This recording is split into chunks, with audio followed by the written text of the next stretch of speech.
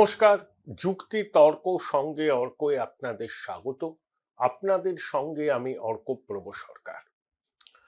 চারণ কবি মুকুন্দ দাসের সেই কালজয়ী গানটার কথা আবার মনে পড়ছে। রাখিতে সন্তান ভয় কি মরণে, রাখিতে সন্তানে মাতঙ্গী মেতেছে আজ সমর রঙ্গে। তাথই তাথই তাথই দ্রিমি দ্রিমি দম দম, ভূত পিশাচ নাচে যোগিনীর সঙ্গে। 2রা ফেব্রুয়ারি নয়াদিল্লিতে বঙ্গেশ্বরী যা কাণ্ড কারখানা করলেন, তাতে আমার এই কথাটাই মনে হচ্ছে যে মাতঙ্গী মেতেছে আজ সমর রঙ্গে, ভূত পিশাচ নাচে যোগিনীর সঙ্গে। আসলে মমতা বন্দ্যোপাধ্যায় তার রাজনৈতিক জীবনের শুরু থেকেই এই ধরনের কাজ করতে অভ্যস্ত। হঠাৎ করে ঘটনাস্থলে পৌঁছে যাওয়া, সেখানে যা মুখে আসে তাই বলা। যখন সিপিএম এর জমানা ছিল, তিনি পান থেকে চুন খসলে সিপিএম দায়ী বলে চিৎকার করতেন, কিন্তু এবার তো আর সিপিএম নেই, এখন সবকিছুতে তিনি বিজেপির ভূত দেখেন। চিত্রনাট্যটা কিন্তু খুব খারাপ হয়নি, আইপ্যাকের তৈরি চিত্রনাট্য। আচ্ছা, দিদিমণি ঘরের কাপড় পরে চলে গেলেন বঙ্গভবনে, বেশ ভালো করেছেন। আচ্ছা, নিরাপত্তা রক্ষীদের হাতে ওই মাইক্রোফোন আর সাউন্ড বক্সটা নিতে ভুললেন না কেন? ভুললেন না তো? শুভেন্দুবাবু এটাই প্রশ্ন করেছেন যে ঠিক আছে, বাড়ি থেকে কেউ একটা খবর এলো, তড়ি ঘড়ি ছুটে চলে যায়, অনেকেই যায়, আমরাও যাই। কোনো খবর আসলে তখন আর নিজেকে তৈরি করার সময় তো থাকে না। তা দিদিমণি বলছেন তিনি এই খবরটা পেয়েছেন, পেয়ে দৌড়ে চলে এসছেন। খুব ভালো কথা, এসছেন। তার সঙ্গে করে ওই মাইক্রোফোন আর সাউন্ড বক্সটা কেন? অর্থাৎ এটা যে আইপ্যাক পরিকল্পিত চিত্রনাট্য, পরতে পরতে তার ছাপটা কিন্তু রয়ে গেছে। আসলে দিদিমণি অতীতে এইসব করলে সর্বভারতীয় মিডিয়াও একটা মজা পেত আর কি। দেখো, একজন নেত্রী, তিনি রাজপথে যা ইচ্ছা তাই করছেন। কিন্তু এখনো তারা মমতা বন্দ্যোপাধ্যায়ের এইসব পুরনো খেলা বুঝে গেছেন। প্ররোচনা দিয়েছেন কিভাবে দেখছেন দিল্লি পুলিশের কর্মচারীদের, তার মধ্যে মহিলারাও ছিলেন। অর্থাৎ এমন একটা পরিস্থিতি উনি তৈরি করতে চাইছেন যাতে রাজনৈতিক শহীদের মর্যাদাটা পাওয়া যায়। একটু ধাক্কাধাক্কি হলো, এ হলো, কথা কাটাকাটি হলো, সঙ্গে সঙ্গে দেখো দেখো দিল্লি পুলিশ, অমিত শাহের পুলিশ আমাদের সঙ্গে কি অত্যাচার করছে দেখো। আর কিছু হলে আর এক প্রস্ত নাটক তো আছে, যারা 2021-এ ভাঙা পায়ে খেলা হবে বলে তিনি হাত দিয়ে বল ছুঁড়েছিলেন। এবারও এরকম একটা ভিকটিম কার্ড তিনি খেলবার জন্য মরিয়া হয়ে আছেন, প্ররোচনা দিচ্ছেন, ভিকটিমাইজড হতে চাইছেন। এবং সেই জন্যই রাতের বেলা 22 জন পুলিশ কর্তাকে কলকাতা থেকে দিল্লি উড়িয়ে নিয়ে যাওয়া হয়েছে বঙ্গভবনের নিরাপত্তার জন্য। তার মধ্যে একজন ডিএসপি পদমর্যাদার অফিসার আছেন। ভালো, আমাদের রাজকোষের, আমাদের টাকা খরচ করে, করের টাকা খরচ করে পুলিশ কর্মীদের বিমানে করে দিল্লি নিয়ে গেছেন, ভালো। তবে দিল্লিতে এখন শীতও আছে আর দূষণও আছে, তারা কতটা স্বস্তি বোধ করবেন আমি জানি না। কিন্তু বঙ্গেশ্বরীর হুকুম প্রশাসন তো আর ফেলতে পারে না। অর্থাৎ ন্যারেটিভটা তৈরি করতে চাইছেন, দেখুন দিল্লি পুলিশের উপর আমার কোনো ভরসা নেই ভাই, আমি আমার রাজ্যের পুলিশকে নিয়ে এসেছি। খুব ভালো, তারা তো ভীষণ রকম অনুপ্রাণিত, সবাই নয়, অনেকে কিন্তু কাজটা করতে চান আইন মেনে, সংবিধান মেনে, কিন্তু 14 তলার নির্দেশে তারা সেই কাজটা করতে পারে না। আমি আজকে শিরোনামটা কি দিয়েছি, স্ক্রু টাইট করে দিল কমিশন, বা ভালো টাইট করে দিল কমিশন। আমি বলছি স্ক্রু টাইট করে দিল কমিশন। তার আগে বলি, আপনাদের স্বতঃস্ফূর্ত সহযোগিতায় আমি আপ্লুত। আপনারা যেভাবে আমাকে সহযোগিতা করছেন, কৃতজ্ঞতা জানানোর ভাষা নেই। আগামী দিনেও আপনাদের সহায়তা থেকে বঞ্চিত হব না এই আশা করি। থ্যাঙ্কস বাটনে ক্লিক করলেই আপনাদের সহায়তা আমার কাছে চলে আসবে। কিভাবে স্ক্রু টাইট করলো কমিশন, দেখুন একটা একটা করে আমি এক্সাম্পল দিই। বিকেল 4টে নাগাদ কল্যাণ বন্দ্যোপাধ্যায়, অভিষেক বন্দ্যোপাধ্যায়, দিদিমণি আর যারা আত্মহত্যা করেছেন বা এসআইয়ের কারণে মৃত্যু হয়েছে এই বিএলও এবং ভুক্তভোগীদের পরিবারের কয়েকজনকে নিয়ে তিনি নির্বাচন সদনে গেলেন কমিশনের ফুল বেঞ্চের সামনে। রিপোর্টে প্রকাশ কথাটা ভালোই হচ্ছিল। দিদিমণি একে একে সবার সঙ্গে পরিচয় করিয়ে দিচ্ছিলেন এবং তিনি যখন বলতে শুরু করেন তিনি ভাবেন সবাই তার কথা মন্ত্রমুগ্ধের মতো শুনবে, কোনো প্রশ্ন করা যাবে না। তা তখন জ্ঞানেশ কুমার নাকি বলেছেন যে আপনাদের কথা বা আপনার কথাই সব শুনতে হবে কেন, আপনার কথার পিছনে কি এমন লজিক আছে? আপনি ঠিক বলছেন আর নির্বাচন কমিশনের সদস্যরা সব ভুল বলছে, এটা কি কখনো হয়? ব্যাস, দিদিমণি তেলে বেগুনে চলে উঠেছেন। অভিযোগ তার কথা শোনা হয়নি, তাকে অপমান করা হয়েছে, অসম্মান করা হয়েছে, যা তিনি করে থাকেন। একটা বৈঠকে গেলে বৈঠকটাকে তিনি ভেস্তে দেন। অতীতে বহুবার আমরা দেখেছি, এবারও সেই অতীতের ঘটনার পুনরাবৃত্তি হলো। তারপর বেরিয়ে এসে অহংকারী, বিজেপির দালাল, কমিশন এইসব বললেন টললেন, খুব ভালো কথা, এসব বলেই যাচ্ছেন। একগুচ্ছ অভিযোগ করলেন। মূল কারণ কি? উনি যে ধরনের অনুপ্রাণিত এবং গৃহপালিত আমলাকুলের সঙ্গে ঘর করেন, জ্ঞানেশ কুমার সেই ক্যাটেগরির নন। তিনি দেশের মুখ্য নির্বাচন কমিশনার, সাংবিধানিক পদে আছেন, তার মর্যাদা ক্যাবিনেট মিনিস্টারের মতো। তিনি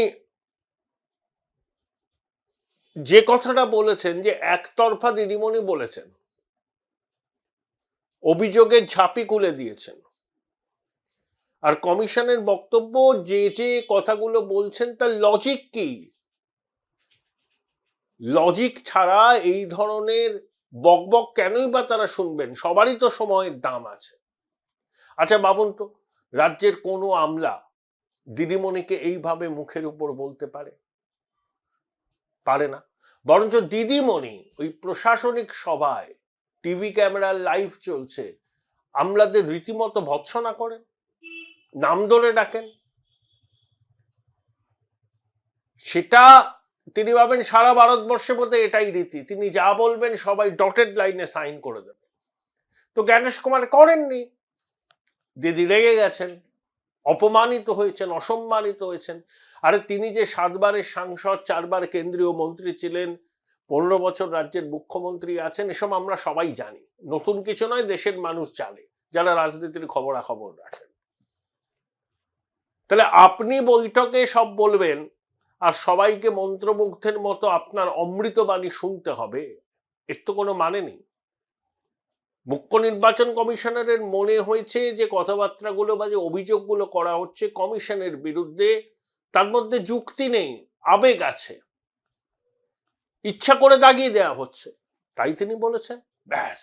2, আচ্ছা দিদিমণি তো 48 ঘন্টার উপর দিল্লি আছেন, দেখলেন অখিলেশকে, কেজরিওয়ালকে বা স্টালিনের কেউ বা কানিমোচি বা মনোজ ঝা আরজেডির কেউ দিদিমণির ছায়া মানায়নি, তারা সংসদে ব্যস্ত ছিলেন।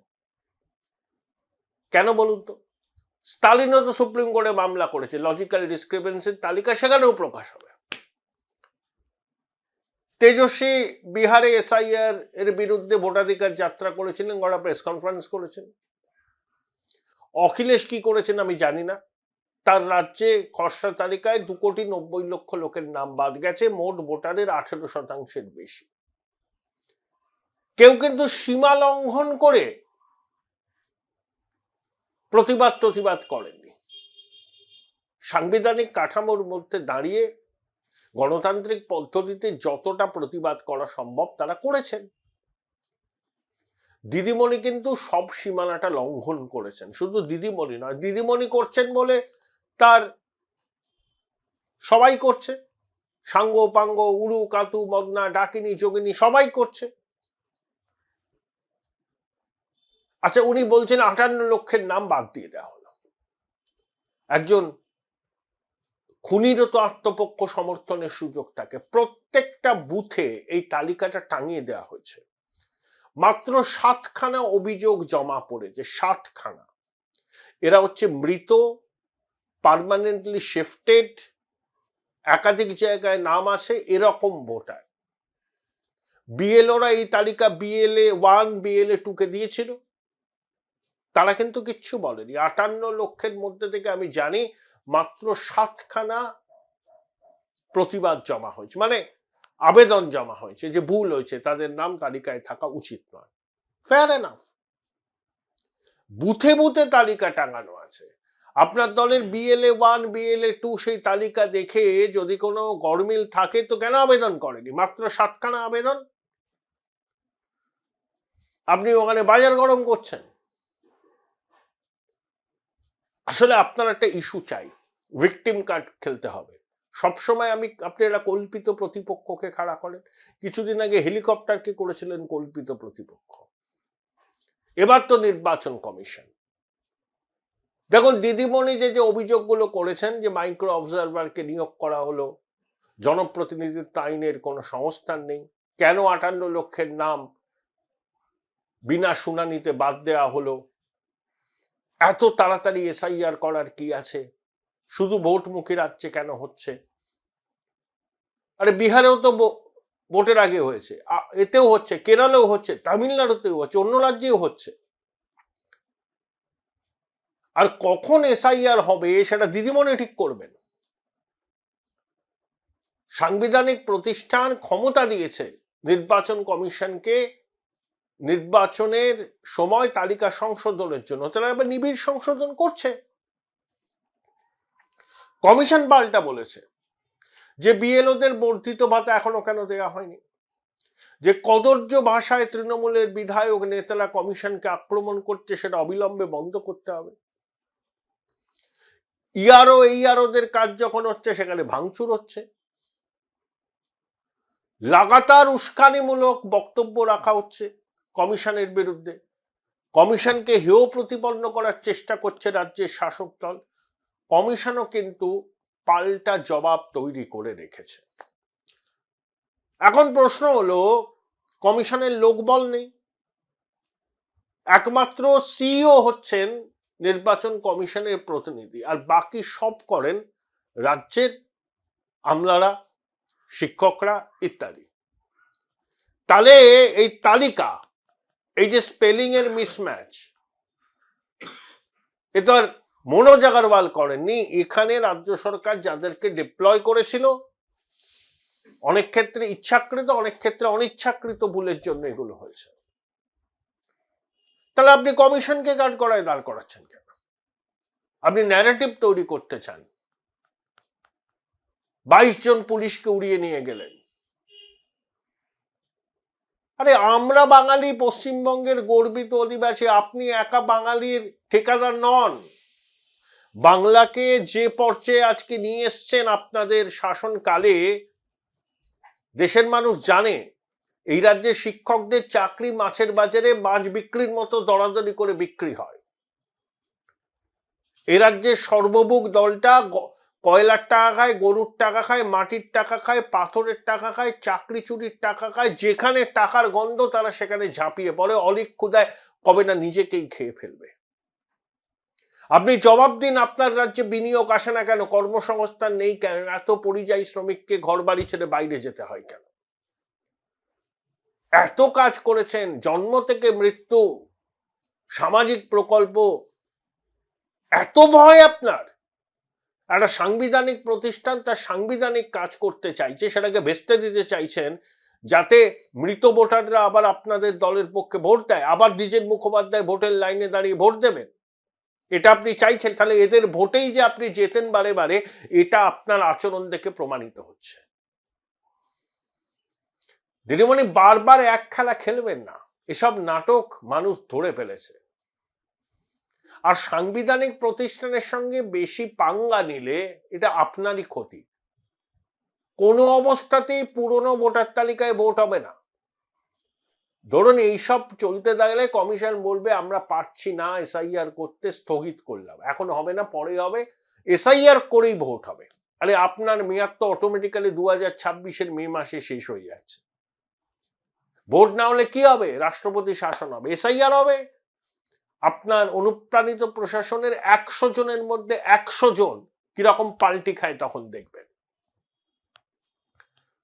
এই যে রাজ্য সরকার তৃণমূলের লোকজন হলফনামা দিচ্ছে না সুপ্রিম কোর্টে, কেন শুনানিতে ডাকা হচ্ছে, মানুষকে হয়রান করা হচ্ছে, কমিশনও পাল্টা দিয়েছে। কমিশন এক্সাম্পল দিয়ে বলছে শুধু নানুরে একটা জায়গায় একজন 397 জনের বাবা হয়েছে, এরকম অনেকগুলো দেখিয়েছেন তারা। তা কমিশন বলছে এটা কিভাবে সম্ভব? হয় এর পিছনে দুর্নীতি আছে, নাহলে অন্য কিছু আছে। তাই ত্রুটিমুক্ত ভোটার তালিকা তৈরির জন্যই তারা কিন্তু এই নোটিশ পাঠিয়ে ডাকছে, কারণ তারা চায় যে এসআইআর হচ্ছে স্পেশাল ইন্টেন্সিভ রিভিশন, নামের সঙ্গে স্পেশালটা যুক্ত আছে। সুতরাং একটা নির্ভুল স্বচ্ছ ভোটার তালিকা তৈরি হোক, ব্যাস। সুপ্রিম কোর্ট কমিশনে হলফনামা নিয়ে কি বলবে সেটা সুপ্রিম কোর্টের বিবেচ্য। সীমা খান্নাকে নিয়ে আপনার আপত্তি, আরে উনি কমিশনের সদস্য, আইটি সেলটা দেখেন, তাহলে আনব্লেমিশ ক্রেডেনশিয়াল আছেন, তাকে আপনি বলছেন যে বিজেপির আইটি সেলের লোক। সুনীল দার একটা উপন্যাস ছিল, শেষের দিকে লেখা, 2 নারী হাতে তরবারি। ওই সীমা খান্নার বিষয় নিয়ে মুখ্যমন্ত্রী সরব হওয়া নিয়ে আমার ওই সুনীল দাসী উপন্যাসটার কথা মনে পড়লো, 2 নারী হাতে তরবারি। সবকিছুতেই বিজেপির ভূত, কমিশনের ভূত, এসআইআর এর ভূত, উদ্ভ্রান্তের মতো আচরণ। ওইসব ছক এবার আর চলবে না। অনেক খেলেছেন আপনি, ভাঙা পায়ের খেলা দেখিয়েছেন, বল ছুঁড়েছেন, সব খেলার একটা সীমা থাকে। 2রা ফেব্রুয়ারি গভীর রাতে সুপ্রিম কোর্টে দিদিমণি একটা এফিডেভিট ফাইল করেছেন আইপ্যাকের মামলায়। বলেছেন যে তিনি ইডির অনুমতি নিয়েই তার দলীয় যা জিনিসপত্র ছিল তা নিয়ে এসেছিলেন, তিনি কোনো হুমকি টুমকি দেননি। ইডি বলেছেন না, দিদিমণি থ্রেট করেছিলেন, ইন্টিমিডেট করেছিলেন এবং ফাইল ছিনতাই করে নিয়েছিলেন। তো 3রা ফেব্রুয়ারি শুনানি হয়েছে, কিন্তু সুপ্রিম কোর্ট আরো 1 সপ্তাহ সময় দিয়েছে ইডির আবেদনের প্রেক্ষিতে। ইডি বলেছে মুখ্যমন্ত্রী যে হলফনামা পেশ করেছেন একেবারে শেষ মুহূর্তে করেছেন, আমাদের তো কাউন্টার হলফনামা দিতে হবে। তা মাননীয় বিচারপতি আরো 1 সপ্তাহ টাইম এক্সটেন্ড করেছেন। কিন্তু দিদিমণি দিল্লি সফরে কি পেলেন? আইএনডিআই জোটের নেতারা এই প্রতিবেদন যখন করছি খুব একটা ছায়া মারাননি। আসতে পারেন কেউ, ওতে কি হয়? যে মমতা বন্দ্যোপাধ্যায় এসছেন, এতদিনের এমপি পরিচয় টরিচয় আছে, কেউ সৌজন্য বিনিময় করতে পারে, কিন্তু আক্ষরিক অর্থে দিদিমণির এই ব্যাটেলে তার পাশে কে দাঁড়িয়েছেন? কেউ না, কেউ না, কেউ না, আইএনডিআই জোটেরও কেউ নয়।